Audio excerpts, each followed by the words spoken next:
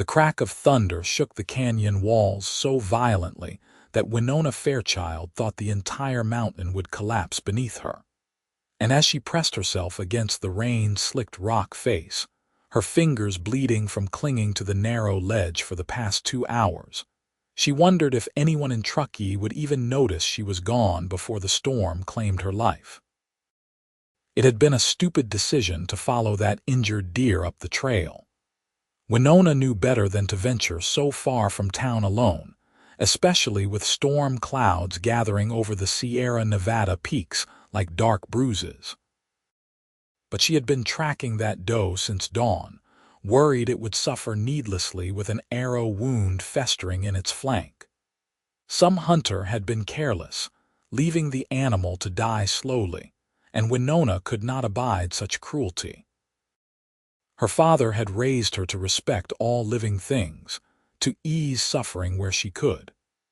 So she had followed the blood trail higher and higher up the mountain path, past the old mining claims and abandoned camps, until the deer had finally stumbled and fallen near the cliff edge. Winona had rushed forward without thinking, trying to reach the animal before it tumbled over. But the ground had been loose, weakened by the spring snowmelt still draining from the higher elevations. The earth simply gave way beneath her boots, and she fell screaming into the void. Only pure instinct had saved her, her hands catching hold of this narrow ledge jutting from the sheer rock face about 20 feet below the trail. The deer had not been so fortunate. She had heard it hit the canyon floor far below, the sound making her stomach turn. Now the storm had arrived in full fury, and Winona clung to life by her fingertips. Rain pelted her face so hard it felt like needles. Her cotton dress was soaked through, heavy and cold, dragging at her limbs. Her arms shook with exhaustion, muscles screaming from supporting her weight for so long. The ledge was barely wide enough for her feet, perhaps 6 inches of rough granite that crumbled a little more with each flash of lightning that illuminated the terrible drop beneath her. She had tried to climb back up, but the rock face was smooth above the ledge, offering no handholds.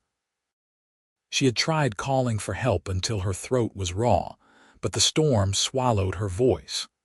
Truckee was 2 miles away, and no one had any reason to come looking for her yet. Her father thought she was visiting the widow Morrison on the other side of town. The widow Morrison thought she was home helping her father at their general store. No one would miss her until evening, and by then it would be too late. Lightning split the sky again, so close the thunder came instantaneously, and Winona squeezed her eyes shut against the blinding flash. When she opened them through the driving rain, she saw something moving on the trail above, a figure on horseback, dark against the storm-gray sky. "Help!" she screamed, putting every ounce of strength into the word. "Please help me!" The figure stopped. For a terrible moment, Winona thought they would ride on, unable to hear her over the wind and thunder. But then the rider swung down from the horse and moved to the edge of the trail, looking down. Even through the rain and gathering dusk, Winona could see him clearly when the next lightning bolt came. A man, tall and broad-shouldered, wearing a heavy oilskin coat and a wide-brimmed hat that channeled water off its edges like a roof gutter. "Hold on." His voice was deep and carried well despite the storm. "Do not move, I am coming down." "The rock is loose," Winona called back, her voice breaking. "You will fall too." "I will not fall." There was absolute certainty in those words, a confidence that somehow made Winona believe him even though she was quite certain this whole situation was impossible. The man disappeared from view, and Winona felt a spike of panic that he had left her after all. But then she heard sounds above the wind, the clink of metal on rock, the scrape of rope. He was doing something up there, preparing something. Winona forced herself to breathe slowly, to stay calm. Her fingers were going numb from the cold and the strain. She did not know how much longer she could hold on. Another lightning strike lit the world in stark white brilliance, and Winona saw the man descending the cliff face toward her. He had secured a rope around a sturdy pine tree on the trail above, and was using it to rappel down the sheer rock, moving with practiced efficiency despite the rain and wind buffeting him. He carried a coiled rope over one shoulder and moved hand over hand with steady purpose. Thunder boomed so loud it felt like a physical blow, vibrating through Winona's chest. The man did not even flinch. He kept descending, his boots finding tiny holds in the rock face that Winona would never have seen. When lightning flashed again, she saw his face clearly for the first time. He was young, perhaps 25 or 26, with strong features and eyes that were intensely focused on reaching her. Dark hair plastered to his forehead beneath his hat, a thin scar along his left jaw. "Almost there," he called down to her. "Just a little longer." Winona tried to respond but only managed a whimper. Her right hand was slipping, fingers losing their grip on the wet stone. She scrabbled desperately for a better hold, her nails tearing against the rock. Her foot slipped, and for one heart-stopping second she was held only by her left hand, her body swinging out over the void. "I have you."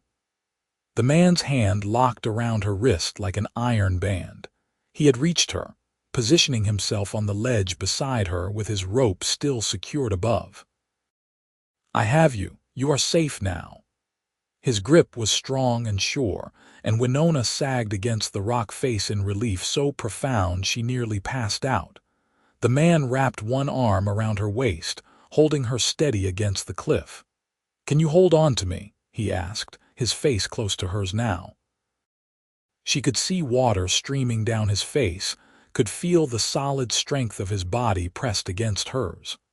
"Put your arms around my neck and hold tight. Do not let go no matter what happens." Winona nodded, not trusting her voice. She released her death grip on the ledge and threw her arms around the stranger's neck, clinging to him with the last of her strength. He smelled like rain and horse and leather, and he was warm despite the storm. She buried her face against his shoulder.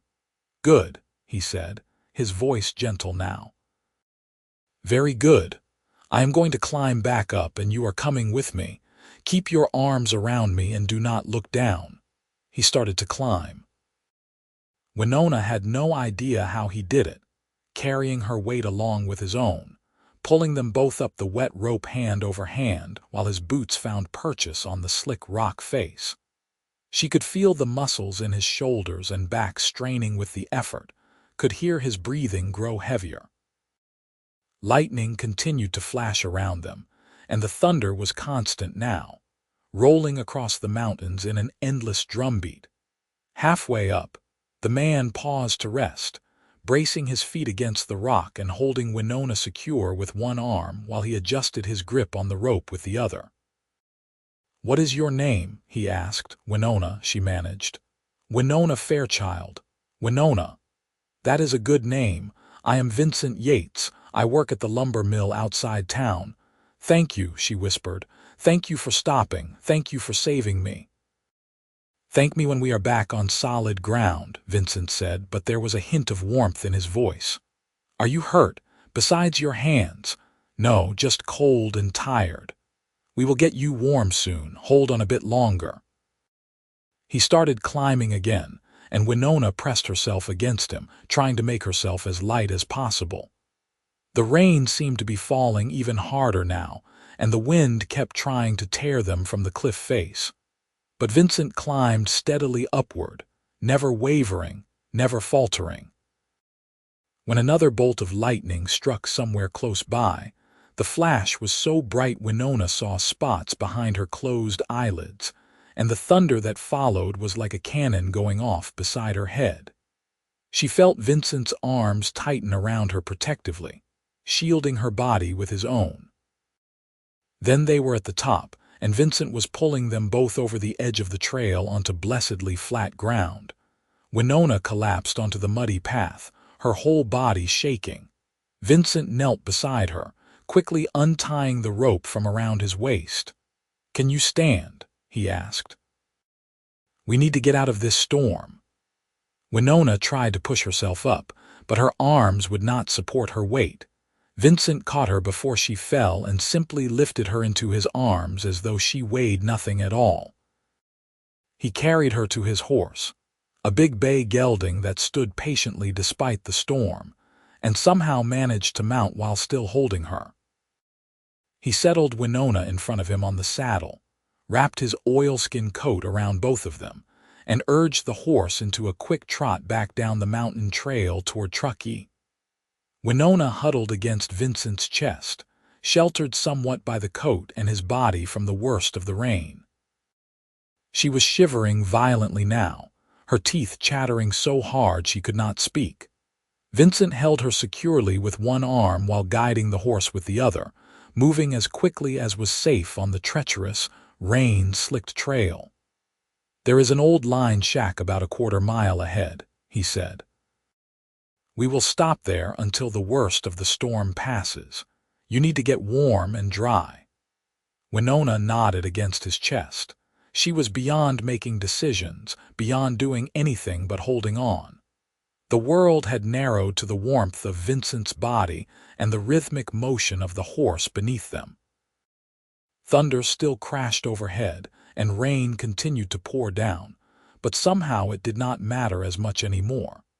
She was safe. This stranger had climbed down a cliff face in the middle of a lightning storm to save her life, and now he was taking care of her. The line shack appeared out of the rain like a gift from heaven, a small rough structure built of pine logs with a steep pitched roof to shed snow.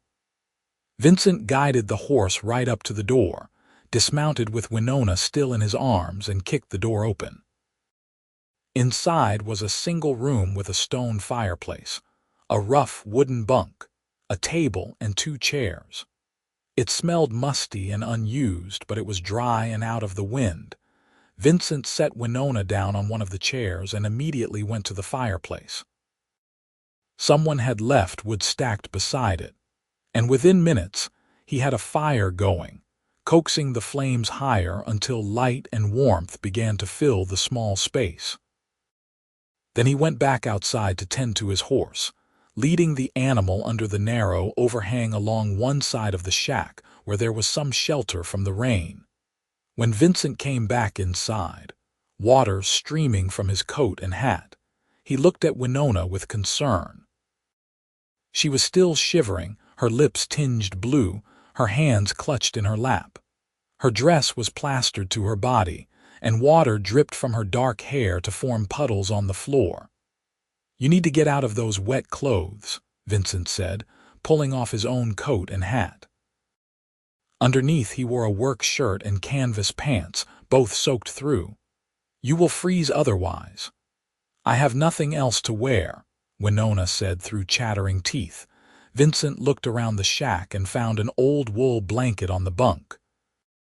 He shook it out, checking for mice or insects, and found it relatively clean. "Wrap yourself in this. I will turn my back." He suited action to words, moving to stand facing the fire while Winona struggled out of her wet dress with numb, clumsy fingers. It was harder than she expected. The fabric clung to her skin, and her hands would not work properly. Finally, she managed to strip down to her chemise and drawers, which were also wet but not as heavy as the dress. She wrapped the blanket around herself gratefully. "You can turn around now," she said. Vincent turned and nodded in approval. He dragged the other chair close to the fire and gestured for Winona to sit.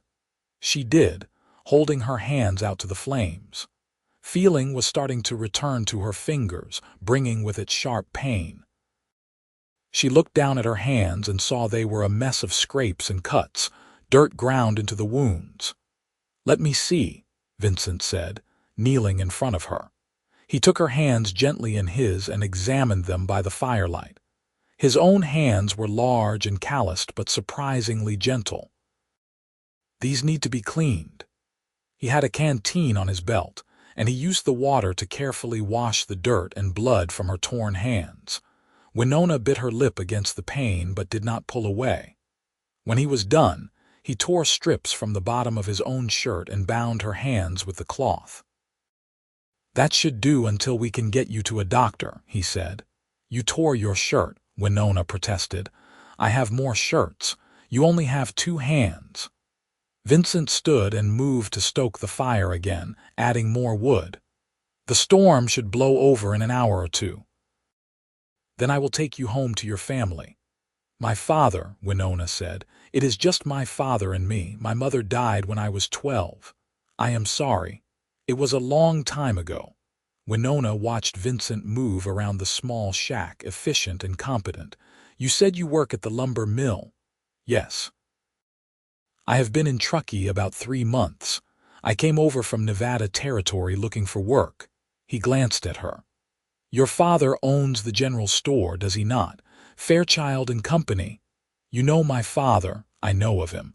I have been in the store a few times." "You were not there, or I would have remembered you." Winona felt her cheeks warm, and it had nothing to do with the fire.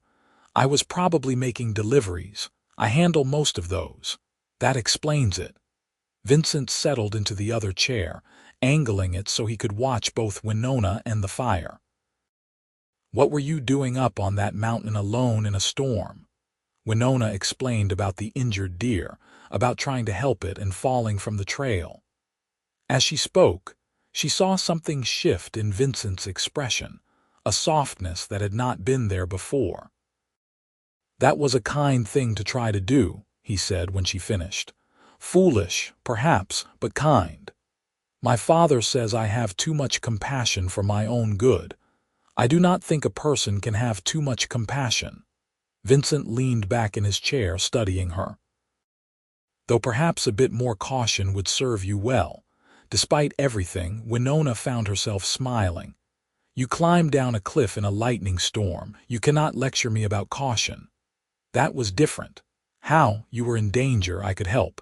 The choice was simple." "The choice was incredibly brave."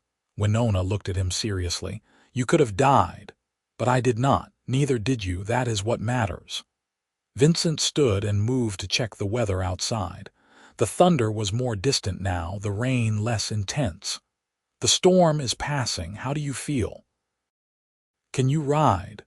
Winona tested her arms and legs. Everything ached and her hands throbbed, but the shivering had stopped. "I think so, but my dress is still wet." "Keep the blanket. I will fetch you a proper coat from my saddlebag." He went outside and returned with a heavy sheepskin coat. "Put this on over the blanket. It will keep you warm enough." Winona wrapped herself in the coat, which was far too large for her but wonderfully warm. Vincent stomped out the fire and gathered his things. Outside, the storm had indeed passed, leaving the sky a lighter gray and the rain reduced to a light drizzle. The mountain air smelled fresh and clean, scrubbed by the storm. Vincent helped Winona onto his horse, then mounted behind her. This time, she sat sideways across the saddle, leaning against his chest with his arms around her as he guided the horse. It was more intimate than before, when she had been barely conscious. Now she was acutely aware of every point where their bodies touched, of the steady beat of his heart beneath her ear, of the way his arms held her secure and safe. The ride down to Truckee took about 40 minutes. The sun was breaking through the clouds as they reached the outskirts of town, painting everything in golden light. Vincent guided his horse directly to the general store, where a crowd had gathered in the street. Winona saw her father at the center of the commotion, talking urgently with several other men. When he spotted her on Vincent's horse, his face went white. "Winona!" Walter Fairchild ran to them as Vincent reined in his horse. "Oh, thank God! We have been searching everywhere. Widow Morrison said you never arrived, and when we found your horse wandering near the mountain trail, I thought—" He could not finish the sentence.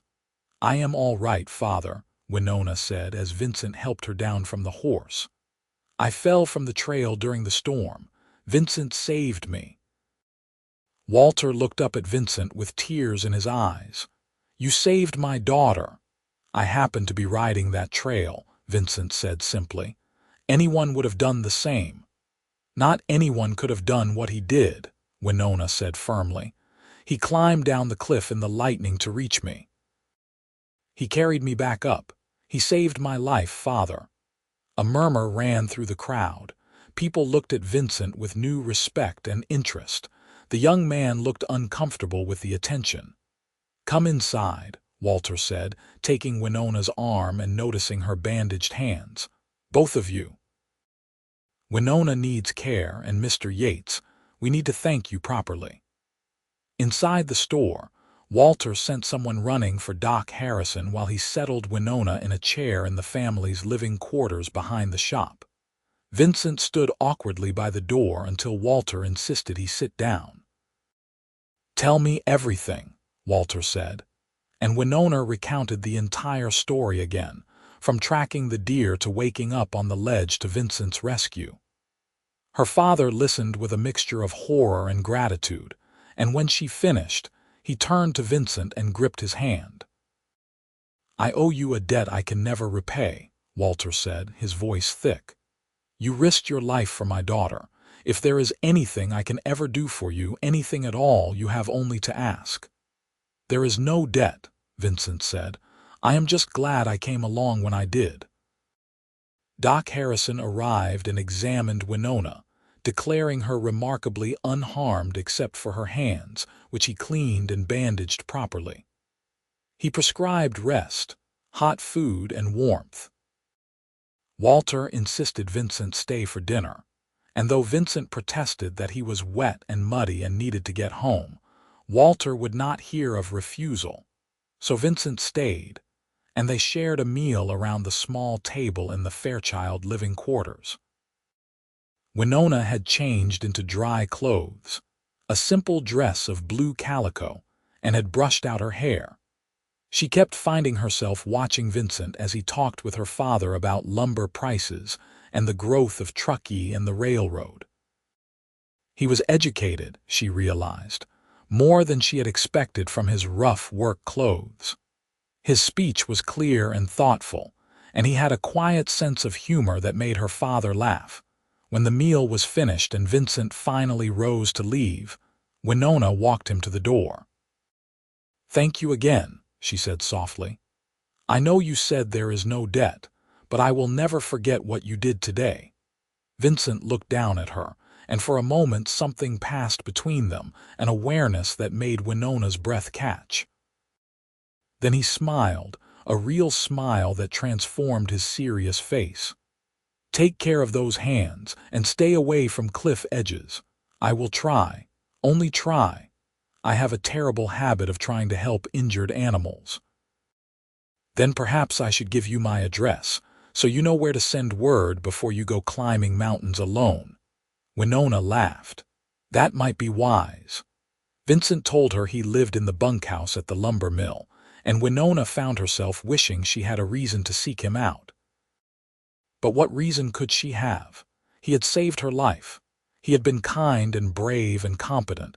That did not mean he had any interest in seeing her again. After Vincent left, Walter looked at his daughter with knowing eyes. "He is a good man," he said. "Yes," Winona agreed. "He is a brave man." "Very brave. The kind of man a woman could trust." "Father," Winona said, blushing, "you are being obvious. I am being practical. You are 22 years old, Winona. I will not live forever, and I want to know you will be cared for. I can care for myself. I know that. But life is better when shared with the right person." Walter kissed his daughter's forehead. "Get some rest. Tomorrow you will be sore and stiff, and I will need you to remind me how to run the store, since I have clearly forgotten in your absence." Winona went to her small bedroom, but she could not sleep. She lay in bed watching moonlight stream through her window and thinking about Vincent Yates, about the way he had appeared through the storm like an answer to a prayer she had not even had time to speak. about the strength in his arms and the gentleness of his hands, about how safe she had felt pressed against his chest on the ride back to town. She had been courted before by several young men in Truckee. There was Thomas Wheeler, whose father owned the hotel, and Samuel Brennan, who worked at the bank. Both were nice enough, but Winona had never felt any real spark with either of them. She had begun to think perhaps she was too particular, or perhaps something was missing in her that allowed other women to feel romantic love. Now she knew that was not true. What she felt when Vincent smiled at her, when his eyes met hers across the dinner table, was definitely something. An attraction, an interest, a want to know more about him. But what could she do about it? She could hardly throw herself at a man just because he had saved her life. Could she? The next morning, Winona woke to find her father had been right. Every muscle in her body ached, and her hands were stiff and sore despite Doc Harrison's bandages. But she got dressed and went downstairs to help in the store anyway, because that was what she did. The day brought a steady stream of customers, and every single one wanted to hear about Winona's rescue. Word had spread through Truckee like wildfire, and Vincent Yates had become something of a local hero overnight.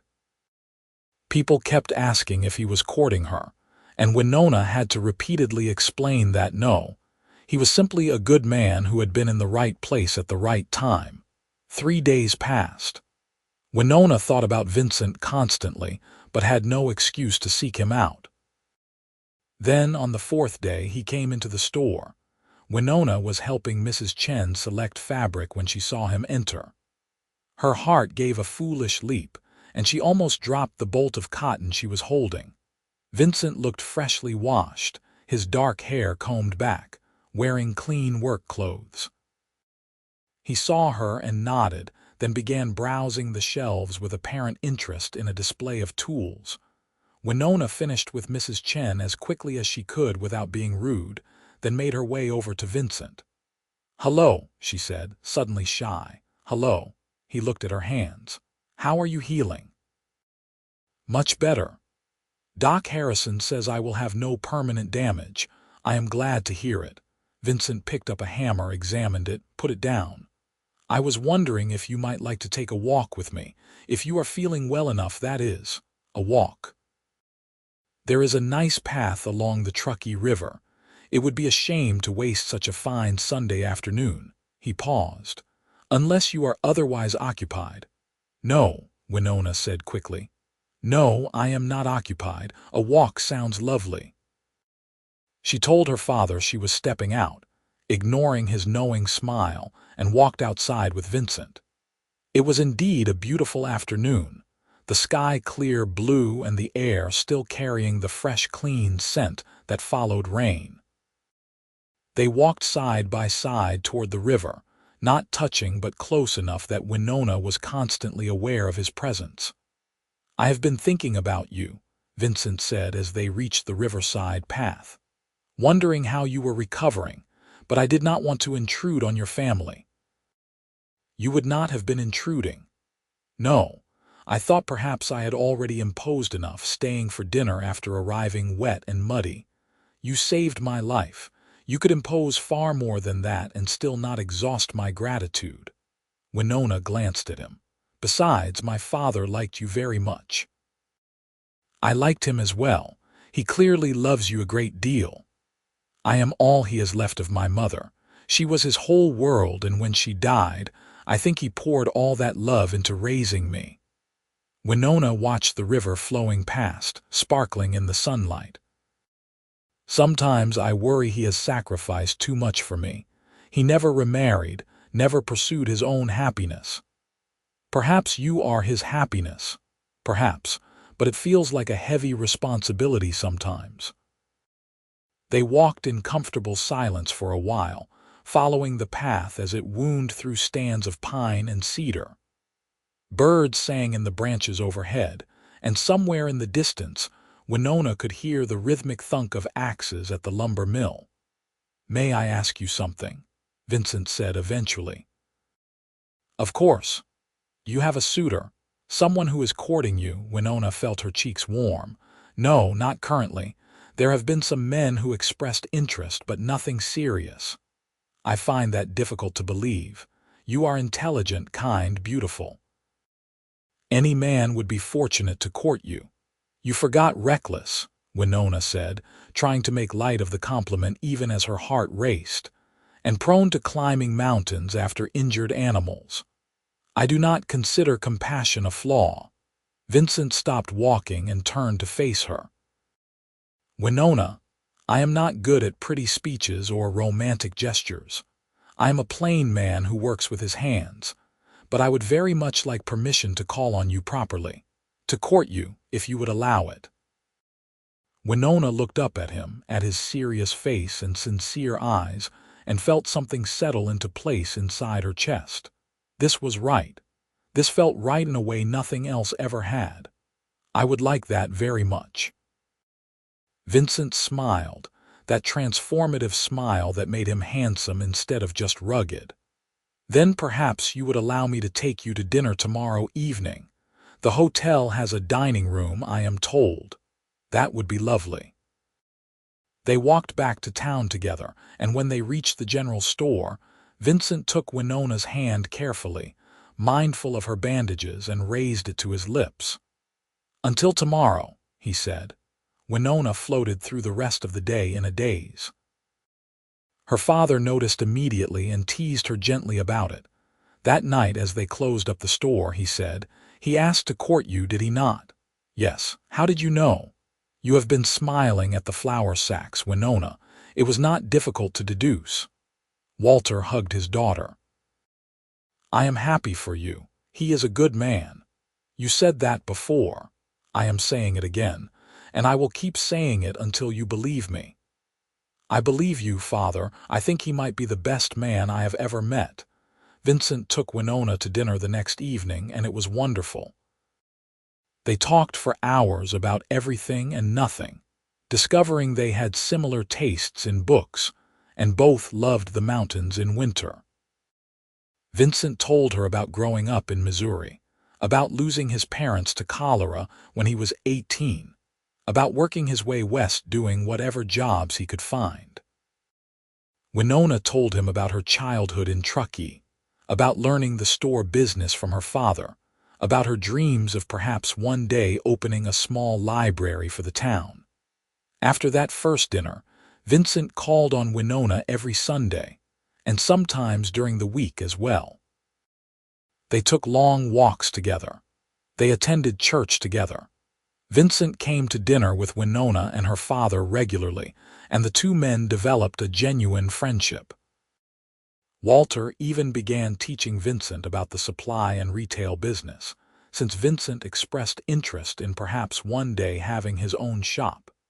As spring turned to summer, Winona found herself falling more deeply in love with Vincent every day.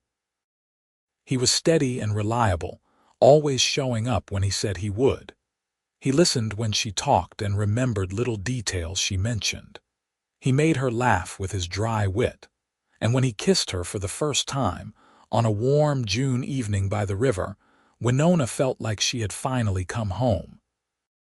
"I love you," Vincent said after that kiss, holding her close. "I have loved you since the moment I saw you on that ledge, looking so brave and so frightened at the same time." "I love you too," Winona whispered. "I think I started falling in love when you climbed down through the lightning to save me. Then that storm was the best thing that ever happened to me." They were married in September, on a brilliant autumn day when the aspens had turned gold on the mountainsides.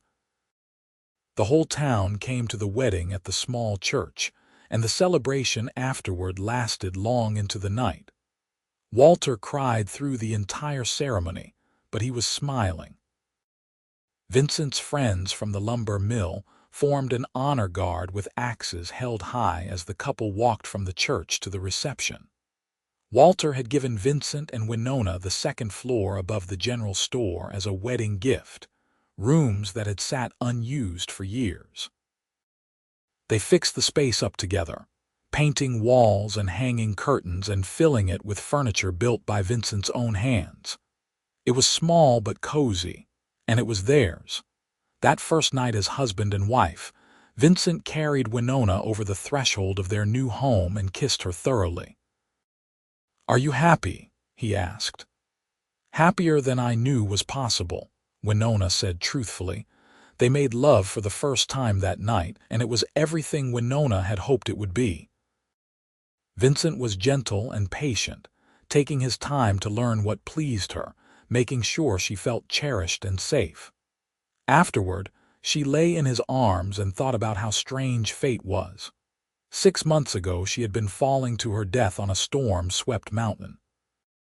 Now she was married to the man who had saved her, building a life with him, planning a future together. "What are you thinking?" Vincent asked, stroking her hair.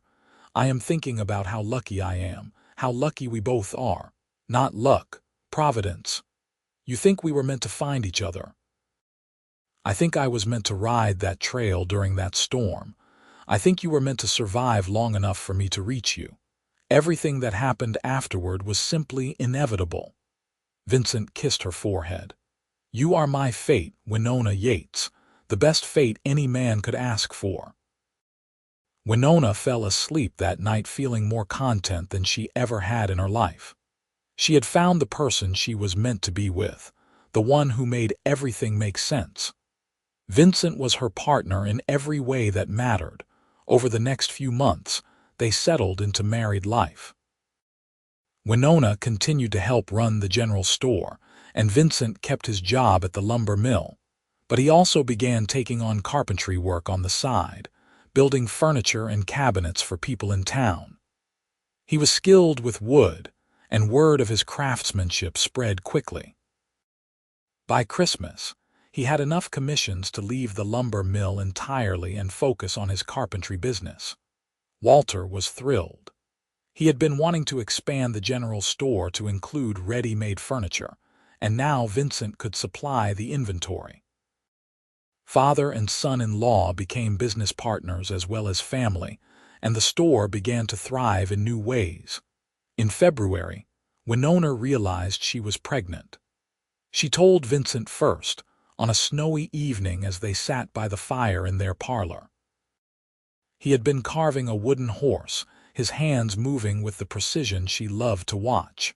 When she spoke the words, he dropped the carving and stared at her. "A baby. We are having a baby." "Yes, Doc Harrison confirmed it this morning." Vincent pulled her into his arms and held her so tight she could barely breathe. When he finally released her, she saw tears on his cheeks. "I am going to be a father," he said wonderingly. "We are going to have a child. Are you happy about it?"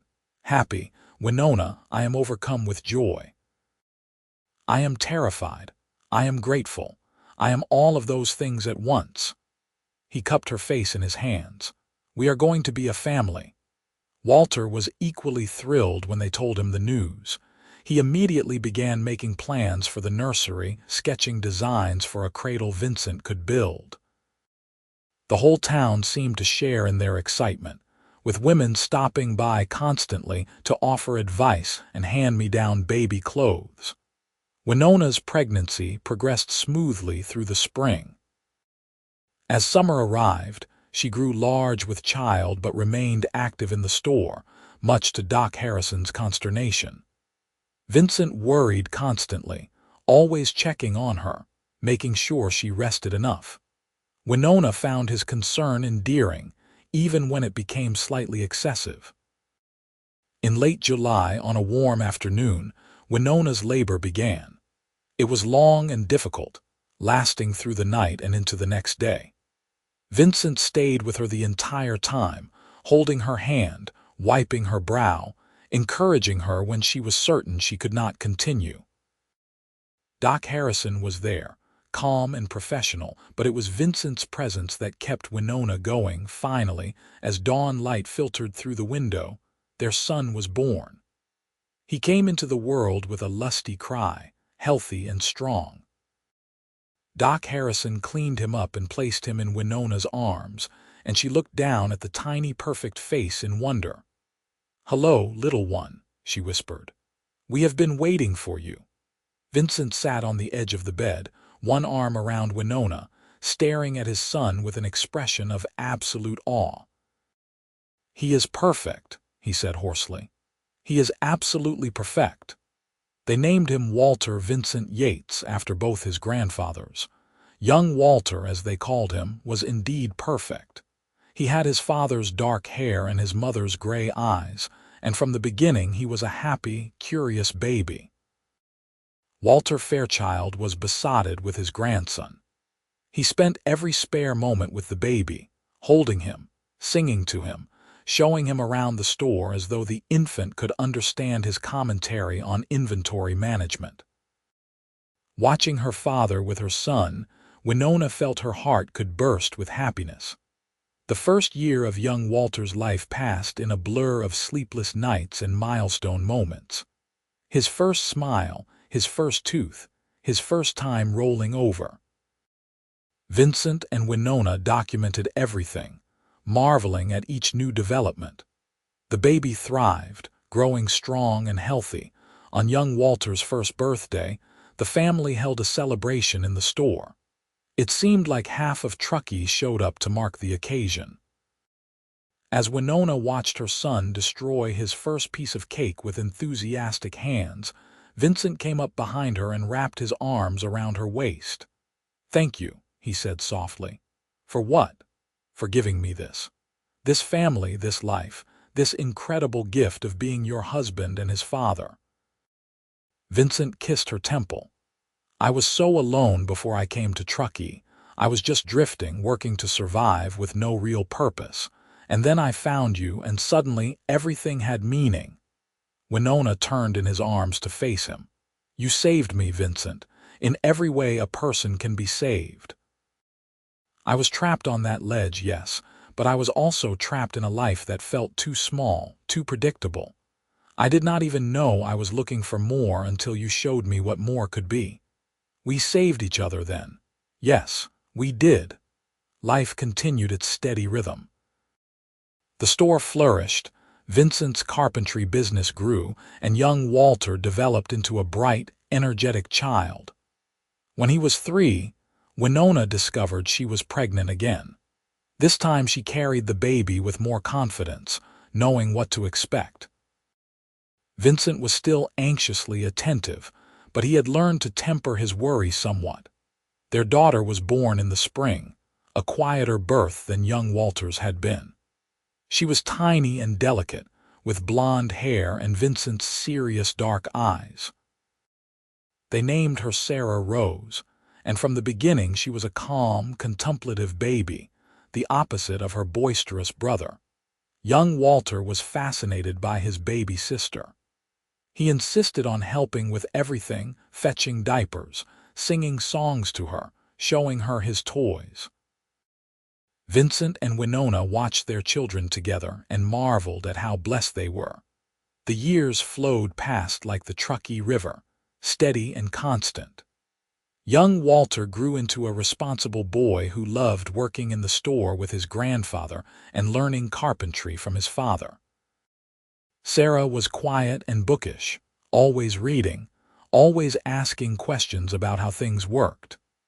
When she was 5, Winona started teaching her to read from the store's stock of books, and Sarah took to it like breathing. Walter Fairchild grew older but remained active, still managing the store with Winona and Vincent's help. He loved his grandchildren fiercely and spent as much time with them as possible. On quiet evenings, he would tell them stories about their grandmother, about the woman he had loved and lost. The children listened raptly, learning about the grandmother they had never known. When young Walter turned 10 and Sarah was 7, tragedy struck. Walter Fairchild suffered a heart attack while working in the store. He collapsed behind the counter, and by the time Doc Harrison arrived, he was gone. The whole town mourned the loss of a man who had been a pillar of the community for decades. Winona was devastated. Her father had been her rock, her constant support, the center of her world for so long. Vincent held her through the worst of the grief, and the children did their best to understand why their mother was so sad and their grandfather was not coming back. The funeral was the largest Truckee had ever seen. People came from miles around to pay their respects to Walter Fairchild, to share stories of his kindness and generosity. As Winona stood at the graveside, Vincent's arm around her and her children pressed against her sides, she thought about how her father had lived to see her happy. He had known she was loved and cared for. He had known his grandchildren. In the midst of her grief, there was a small comfort in that. After Walter's death, Vincent and Winona took over full ownership of the general store. It was strange at first, running the business without her father's steady presence, but gradually Winona found her footing. She had learned well from Walter, and Vincent was a natural businessman. Together they kept the store thriving, even expanding it to include more furniture and household goods. Young Walter, now growing tall and strong like his father, began taking a real interest in the business. He learned quickly, absorbing everything Vincent and Winona could teach him about running a store, about serving customers, about managing inventory and accounts. Sarah, meanwhile, discovered a love of art. Vincent built her an easel, and she spent hours painting the mountains and forests around Truckee, capturing the landscape in ways that took Winona's breath away. One evening, when young Walter was 15 and Sarah was 12, the family sat around the dinner table and talked about the future. Young Walter announced that he wanted to take over the store someday, to continue what his great-grandfather had started and his parents had built. Sarah said she wanted to study art seriously, perhaps in San Francisco. Vincent and Winona looked at each other across the table, a look of perfect understanding passing between them. Their children were growing up, becoming their own people with their own dreams. It was both proud and bittersweet. "We will support whatever you want to do," Vincent told them. "Both of you. Your happiness is what matters most to us." After the children went to bed that night, Winona and Vincent sat on the porch of their home, watching the stars come out over the mountains. They were both in their 40s now, the early silver in Winona's hair catching the lamplight, lines of experience on Vincent's face. "Do you ever think about that day?" Winona asked. "The storm, the ledge." "Every time I look at you," Vincent said. "I think about how close I came to riding past that canyon. I almost took a different trail that day. If I had been 5 minutes earlier or later, I would have missed you entirely." "I think about that too, about all the tiny decisions that led to that moment, following that deer. Falling from the trail, you being there at exactly the right time." Winona leaned her head on Vincent's shoulder. "Do you believe in destiny?" "I believe in providence. I believe we were meant to find each other." "So do I." They sat in comfortable silence, holding hands, watching the night deepen. After 20 years of marriage, they could still find peace in simply being together. That was the real gift, Winona thought. Not the dramatic rescue or the grand gestures, but this quiet contentment, this deep knowing of another person. The years continued their march. Young Walter took over more and more of the store's operations as he entered his 20s, proving himself capable and trustworthy. Sarah went to San Francisco to study art, staying with cousins of Vincent's. She wrote long letters home describing the city, her classes, the amazing things she was learning and seeing. She returned every summer, her portfolios growing thicker each year, her talent undeniable. When young Walter was 23, he married a girl named Emma Brooks, whose family ran the hotel. It was a good match, a love match, and Winona cried happy tears at the wedding. A year later, they had a baby girl, making Vincent and Winona grandparents for the first time. Holding her granddaughter, Winona thought about her father and wished he could have lived to see this moment. Sarah eventually returned from San Francisco with a certificate from an art academy and a portfolio that earned her commissions from wealthy families throughout California. She set up a studio in Truckee and painted scenes of the Sierra Nevada that sold to tourists and collectors alike. She remained unmarried, focused on her art, and seemed perfectly content with her choices. Vincent and Winona gradually stepped back from running the store, letting young Walter and Emma take over. They had earned their rest. Vincent still did carpentry work, but at a slower pace, taking only the projects that interested him. Winona volunteered at the church and finally started the small lending library she had dreamed of as a young woman, filling a room of the store with books available for townspeople to borrow. On their 30th wedding anniversary, Vincent took Winona back to the line shack where they had sheltered from the storm. It was still standing, weathered but solid, and someone still kept it stocked with firewood. They went inside and stood together in the dim space, remembering. "I was so frightened that day," Winona said. "Not just of falling, but of dying without having truly lived, without having experienced real love. And now I have lived more fully than I ever dreamed possible. I have been loved by the best man I have ever known. I have raised children and watched them become good people. I have built a life worth living." Winona turned to face Vincent. "You gave me all of that." "We gave it to each other," Vincent corrected. He pulled her close, and they danced slowly in the empty shack. No music but the wind in the pines outside. They returned to Truckee as the sun set, painting the mountains in shades of gold and rose. Their home above the store waited for them, warm and welcoming. Young Walter and Emma were managing the shop below. Sarah was in her studio, painting by lamplight. Their granddaughter was asleep in the nursery. Everything was as it should be. More years passed, gentler now, quieter.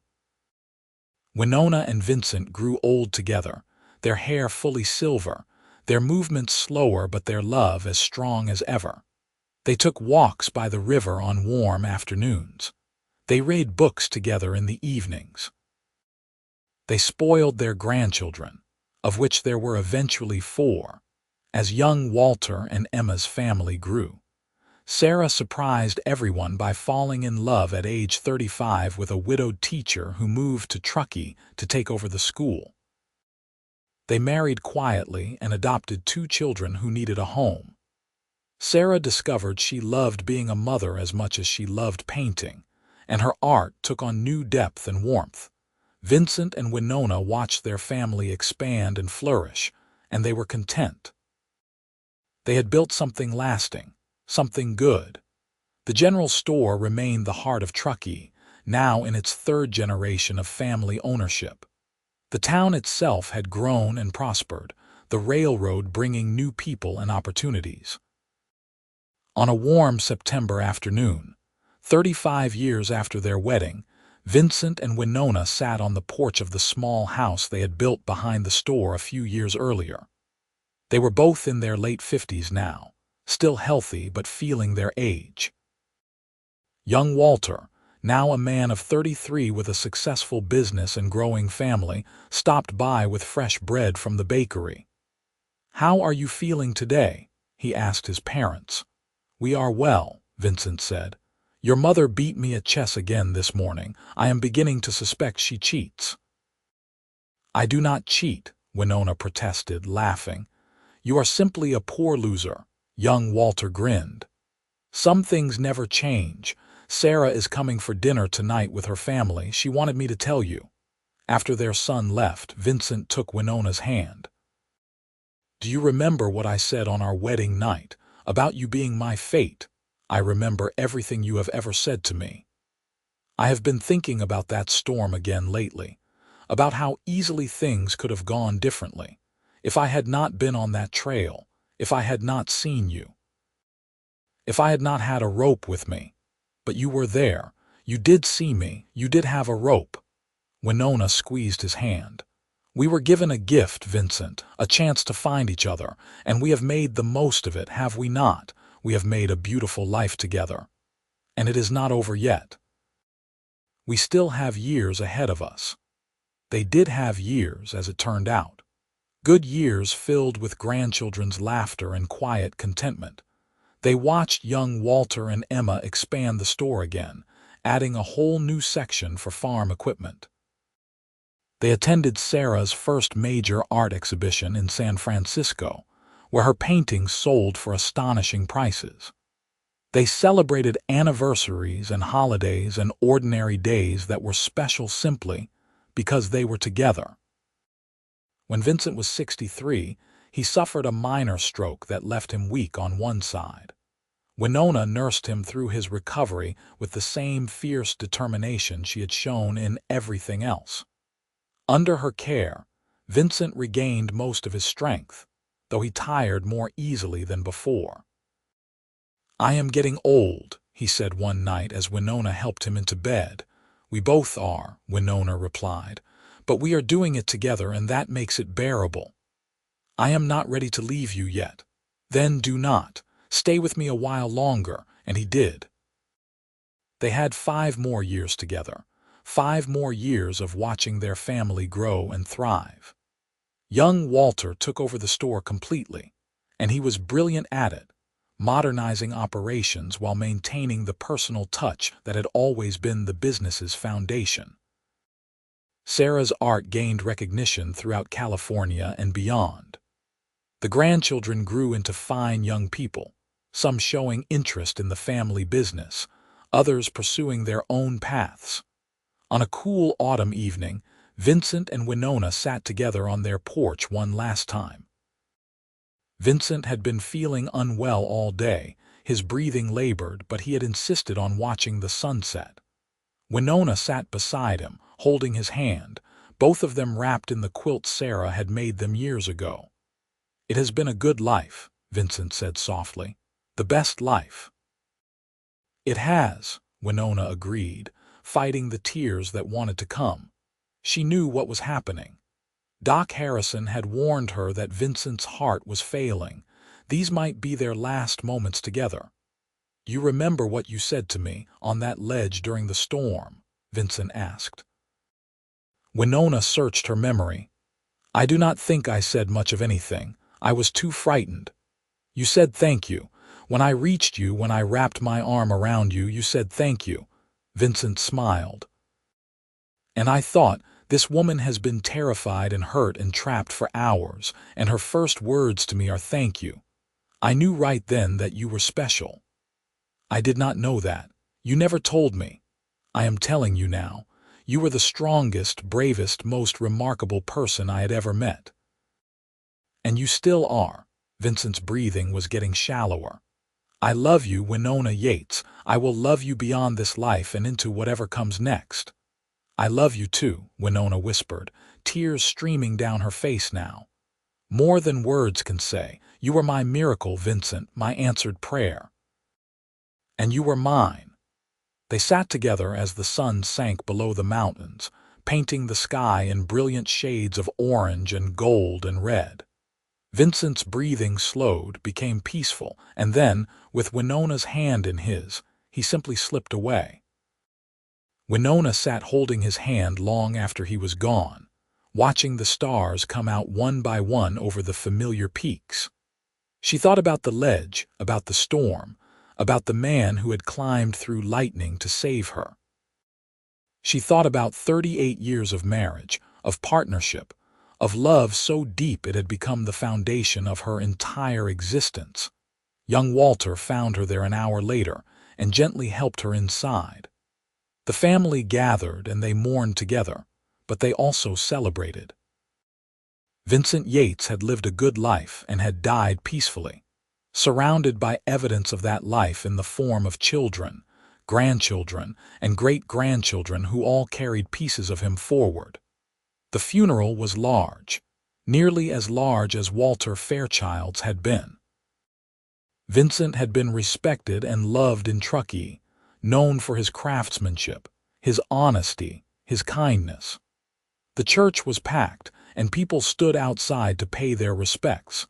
Winona made it through the service with dry eyes and a straight back. She owed Vincent that much, to honor him with strength rather than weakness. But that night, alone in the bed they had shared for so many years, she wept until she had no tears left. The months after Vincent's death were the hardest of Winona's life, harder even than losing her father.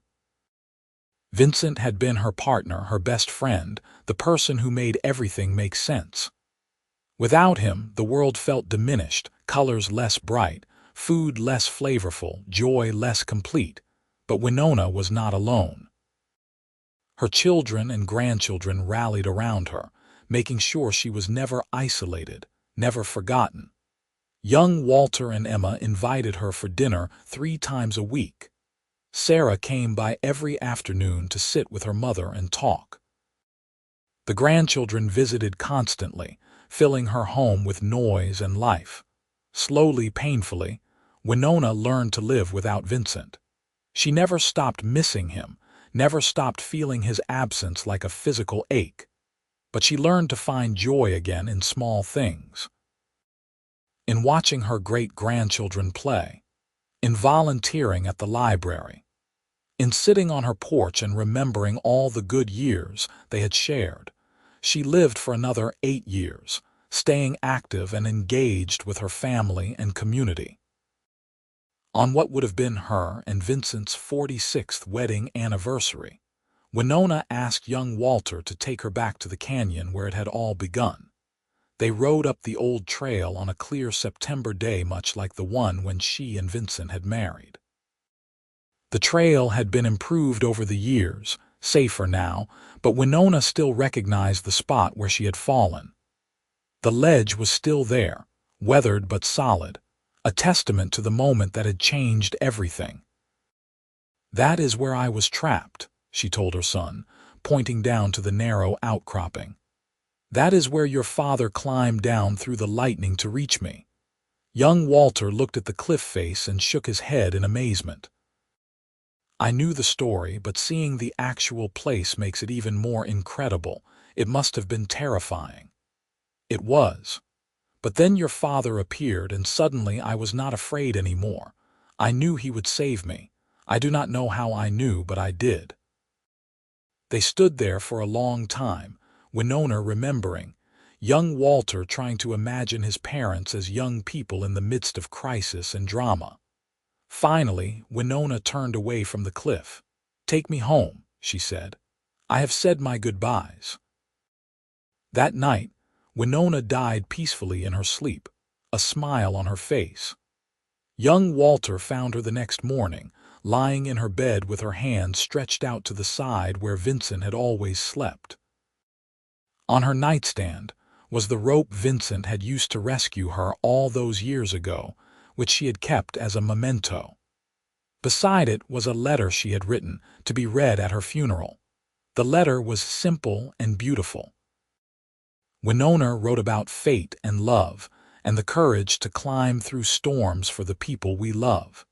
She wrote about building a life together, about partnership and family and choosing each other every day. She thanked her children and grandchildren for the joy they had brought her. And she ended with this: "I was trapped on a ledge in a storm, and a cowboy climbed up in lightning to bring me down. That moment defined my entire life. It taught me that love is action, not just words. It taught me that the greatest gifts often come in the midst of our darkest moments. It taught me that fate brings people together, but it is choice and commitment that keep them together.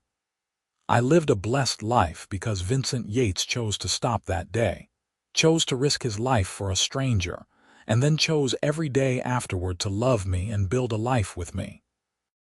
That is the legacy I leave you, my dear ones. Choose love. Choose courage. Choose to climb through the storms for the people you cherish. That is how you build a life worth living." They buried Winona beside Vincent in the Truckee Cemetery, beneath a simple headstone that read "Together Again." Their children, grandchildren, and great-grandchildren stood together at the graveside. a testament to the love story that had started on a storm-swept mountain 46 years earlier. The general store continued to thrive under young Walter's management, and eventually passed to his children. Sarah's paintings hung in galleries across the country, and several featured scenes of the mountains around Truckee, including one haunting image of a ledge on a cliff face that became her most famous work. The family grew and prospered, spreading across California, but always maintaining ties to Truckee, to the store, to the place where it had all begun. And sometimes, on stormy nights, old-timers in Truckee would tell the story of Vincent Yates and Winona Fairchild, about how he had climbed down a cliff in lightning to save her, about how that moment of courage had sparked a love story that lasted a lifetime, about how sometimes the storms in our lives bring us exactly what we need if we are brave enough to face them. It became part of the town's folklore, that story. A reminder that heroism and romance were not just things in books, but real qualities real people could embody. Young couples would sometimes hike up to that cliff and stand where Winona had been trapped, imagining the terror and the hope, the fear and the salvation. Some said the place was blessed, that standing there could help you find your own true love. Whether that was true or not, the story endured. And in a way, Vincent and Winona endured too, their love immortalized in the memories and stories of everyone whose lives they had touched.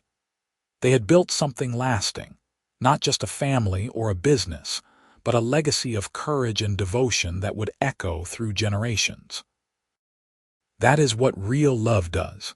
It transforms not just two lives, but all the lives those two lives touch.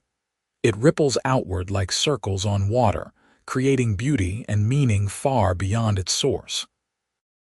Vincent and Winona had climbed through their own storms together for more than 4 decades, and in doing so, they had shown everyone around them what was possible when two people truly committed to each other. Their story was both extraordinary and ordinary. Extraordinary in how it began, with a dramatic rescue on a storm-swept cliff.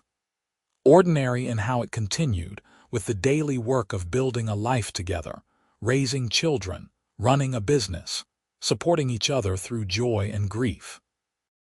But that combination of extraordinary and ordinary was what made it beautiful.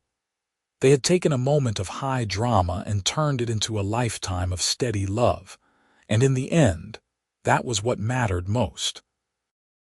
Not the grand gesture of the rescue, remarkable as it was, but the 1,000 small gestures that followed.